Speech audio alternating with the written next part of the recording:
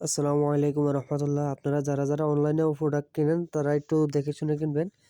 এই যে আমি অনলাইন থেকে কিছু জিনিস আনছি, এই যে দেখেন অবস্থা। আমার ২টা খেজুরের গুঁড়ি আমার নষ্ট নষ্ট। এই যে একটা আর এই একটা। ওইটা তো পুরা বাদ। আর এই একটা আছে আপনার একবারে মানে ওলে ধরে গেছে। এই যে দেখেন অবস্থা। এইভাবে হলে মানুষ কেমনে কি কিনবে আর কেমনে কি খাবে? এই যে এটা ভালো আছে, এটা ভালো আছে।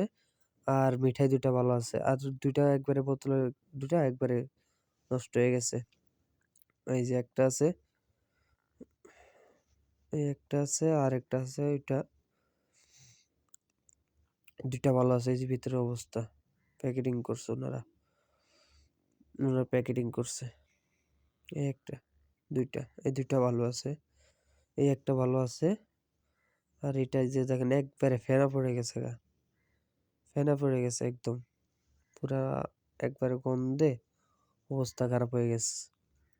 কেমনে কি কিনবেন আপনারা বলেন?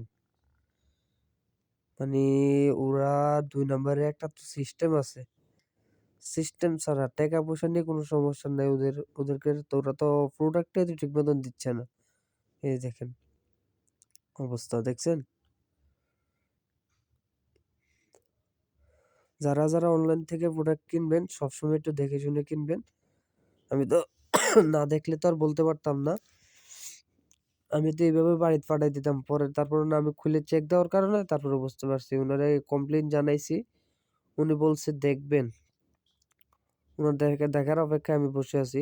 এই যে এটা একদম ফ্রেশ। এটা কিচ্ছু হয় নাই।